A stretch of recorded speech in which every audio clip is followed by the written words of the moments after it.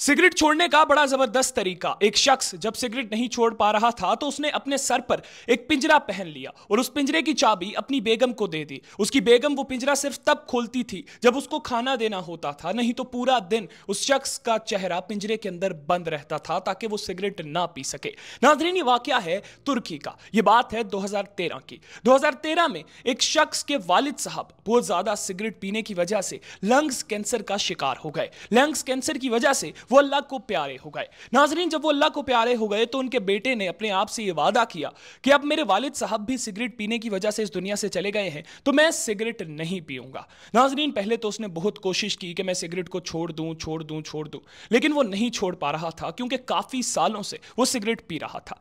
फिर नाजरीन, आखिरकार उसके दिमाग में एक आइडिया ये आया कि उसने एक अपने मुंह के लिहाज से एक पिंजरा बनाया।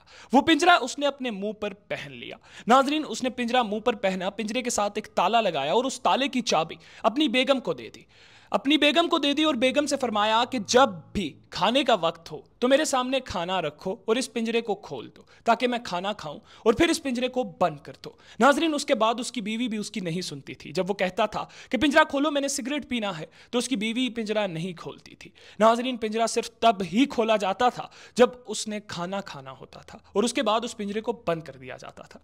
नाजरीन, बहुत सालों से ये शख्स सिगरेट पी रहा था। इसने सिगरेट छोड़ने की बहुत कोशिश की, ये नहीं छोड़ पा रहा था, लेकिन इस तरीके के बाद जब उसने अपने चेहरे पर पिंजरा लगाया उसने सिगरेट छोड़ दी।